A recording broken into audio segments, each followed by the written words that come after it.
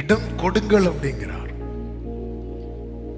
இந்த பிள்ளைங்க வந்தது இயேசுவை தொடுறதுக்கல்ல, இயேசு அவர்களை தொடுவதற்கு, சிறு பிள்ளைகளை தொடுவதற்கு, இயேசு அவர்களை தொடுவதற்கு.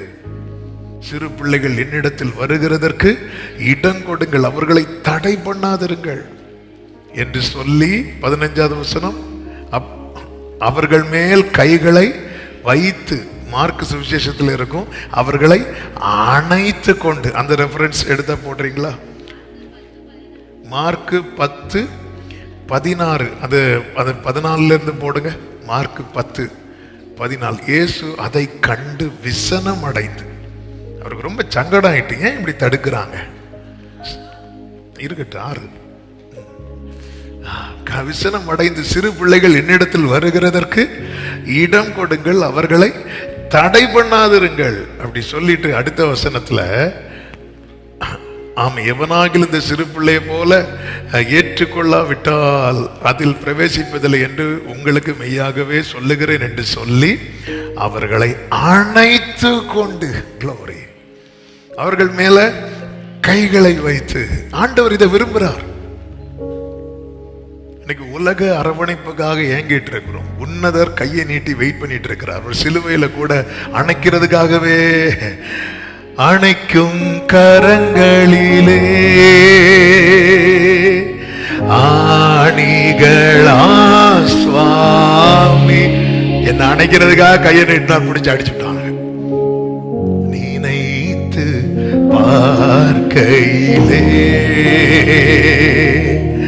நெஞ்சம் உருகுதம். அவர் அணைக்க. அப்ப இங்க ஒரு காரியத்தை சொல்றேன். அவர் என்ன தொடணும்னு நினைக்கிற அனுபவம் வந்து ஒரு சின்ன பிள்ளையின் அனுபவம்.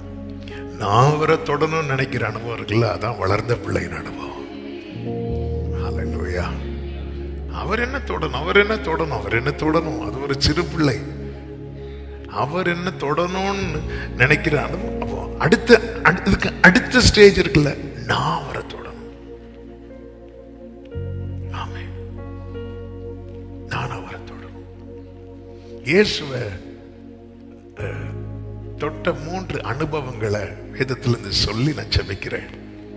ஒன்று, அந்த பெரும்பாடுள்ள ஸ்திரீ இயேசுவை நெருங்கி தொடுவாள். எதற்கு தெரியுமா? நன்மைக்காக, சுகத்துக்காக, அல்லது அதை ஒரே வார்த்தையில் சொல்லணும்னா நன்மைக்காக ஜனங்கள் இயேசுவை தொட்டார்கள். மார்க் சுவிசேஷம் 27-28 சொல்லப்பட்டிருக்கும். இயேசுவை குறித்து கேள்விப்பட்டு நான் அவருடைய வஸ்திரங்களையாகிலும் தொட்டால் சுஸ்தமாவேன் என்று சொல்லி ஜனக்கூட்டத்துக்கு உள்ளே அவருக்கு பின்னாக வந்து அவருடைய வஸ்திரத்தை தொட்டாள் என்று சொல்லப்பட்டிருக்கிறது. நன்மைக்காக தொடுகிற ஒரு கூட்டம் இருக்கிறது. நன்மைக்காக, நன்மைக்காக தொடுவாங்க, தப்பு கிடையாது. ஆனா நன்மைக்காக மட்டும் தொடுகிறது இருக்கு தெரியுமா, அது தப்பு. சிலர் பார்த்துருக்கீங்களா, சும்மா பேசவே மாட்டாங்க, ஆனா உங்களுக்கு தேவைன்னு வரும்போது பிரைஸ் லார்ட் அப்படிவாங்க. இனி அடுத்த பிரைஸ் லார்ட் எப்போ கேட்கலாம் தெரியுமா? அடுத்த தேவை வரும்போது. அப்போ அந்த பிரைஸ் லார்ட்னு சொல்லும் போதே நமக்கு தெரியும் இவங்க எதுக்கு பிரைஸ் லார்ட் சொல்றாங்க அப்படின்னு. மார்க் 6:56. இப்போ இதுக்கு முன்னாடி இந்த பெரும்பாடுள்ள ஸ்திரீ மேட்டர் சொன்னது மார்க் 5. இந்த விஷயம் எல்லாருக்கும் ஸ்ப்ரெட் ஆயிட்டு, ஸ்ப்ரெட் ஆனதும் இப்போ எல்லாருக்கும் என்ன ஆசை தெரியுமா? இயேசு என்ன செய்யணும்? தொடணும். 56வது வசனத்தை பாருங்கள்.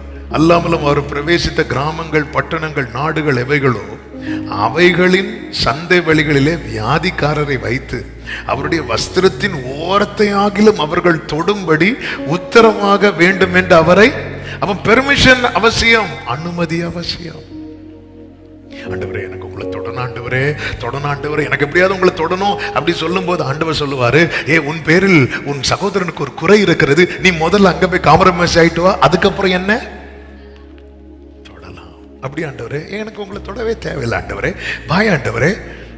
ஆமே, பெர்மிஷன், உத்தரவாக வஸ்திரத்தின் ஓரத்தையாகிலும் தொடும்படி உத்தரவாக வேண்டும் என்று அவரை வேண்டிக் கொண்டார்கள். அவருடைய பெர்மிஷன் இல்லாம அவரை தொடக்கூடாது. அதனாலதான் என்ன தொட்டது யார் அப்படின்னு திரும்பி கேட்பார். அதுக்கப்புறம் தான் அவரை தொடர்றதுக்கு எல்லாரும் பெர்மிஷன் கேட்கிறாங்க. அந்த பெரும்பாடுள்ள ஸ்திரீ வந்து பெர்மிஷன் கேட்க மாட்டா, போய் தொட்டுருவா. அவ நின்று கேட்கற, என்ன தொட்டது யாரு? அந்தம்மா தொட்டுட்டு ஓடிட்டு திருப்பி வந்து இது நான் அது 5வது அதிகாரம். 6வது அதிகாரத்துல இப்ப தொடணும்னு வரவங்க எல்லாம் என்ன கேட்கறாங்க அப்படின்னா உத்தரவு கேட்கறாங்க. தொடலாமா பிளீஸ், தொட விட்டுருங்க. வேதம் சொல்லுகிறது, அவரை தொட்ட யாவரும், இந்த வேட கவனிச்சீங்களா? அவரை தொட்ட 10 பேர் தொட்டதுல 8 பேர் என்றல்ல, 9 பேர் என்றல்ல, அவரை தொட்ட யாவரும் சொஸ்தமானார்கள். அவரை தொட்டவர்களுக்கு நன்மை உண்டு. நல்ல கரங்களை தட்டி ஆமென் சொல்லுங்க பார்க்கலாம். நன்மைக்காக தொட்டார்கள். 2வது நம்புவதற்காக தொட்டார்கள். ஆண்டவராகிய இயேசு கிறிஸ்து உயிர்த்தெழுந்து சீஷர்கள் இருந்த அந்த பூட்டி அறைக்குள்ளே வரும்போது அங்க ஒரு ஆள் இருக்க மாட்டார். யாரு தெரியுமா? தேமாவா? தோமா இருக்க மாட்டார். உடனே தோமா வந்துருவார். வந்து சொல்லுவார், நான் நம்ப மாட்டேன். நம்ம ஆளுதான், நான் நம்பவே மாட்டேன். நான் நம்பணும்னா நான் அவரை தொடணும்.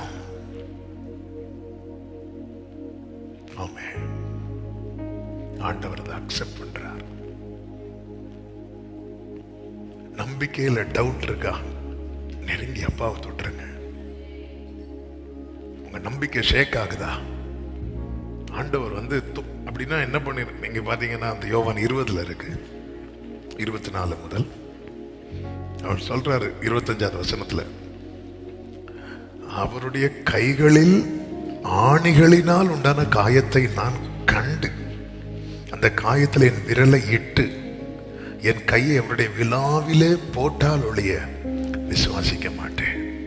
மறுபடியும் 8 நாளைக்கு பின்பு அவருடைய சீஷர்கள் வீட்டுக்குள்ளே இருந்தார்கள். தோமாவும் அவர்களுடனே கூட இருந்தார். கதவுகள் பூட்டப்பட்டிருந்தது. இயேசு வந்து நின்று உங்களுக்கு சமாதானம் என்றார். பின்பு அவர் தோமாவை நோக்கி, நீ உன் விரலை நீட்டி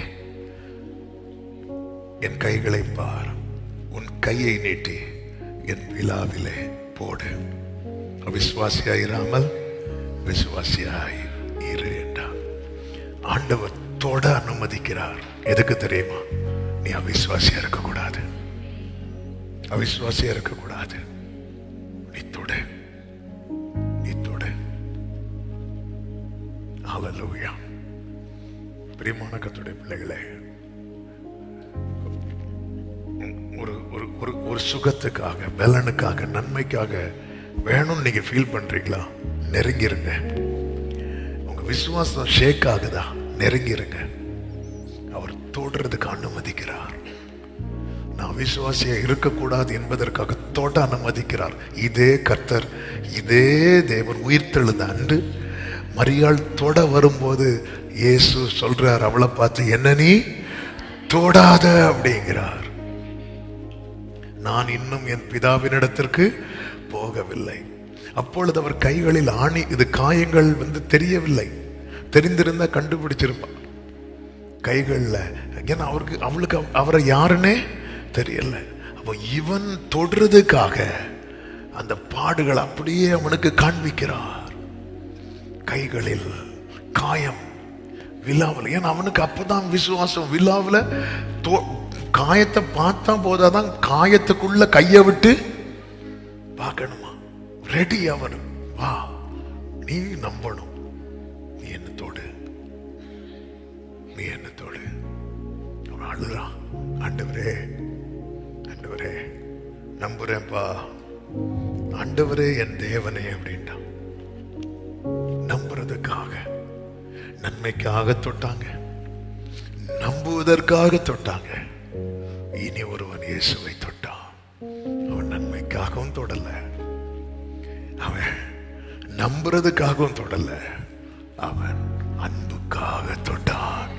அவன் தான் யோவான். வேதம் சொல்லுகிறது, யோவான் சுவிசேஷம் 13வது அதிகாரம் அதனுடைய 23, 24, 25 வசனங்களிலே, அந்த சமயத்தில் அவருடைய சீஷரில் இயேசுவுக்கு அன்பானவனாய் இருந்த ஒருவன் இயேசுவின் மார்பில் சாய்ந்து கொண்டிருந்தான் என்று சொல்லப்பட்டிருக்கிறது.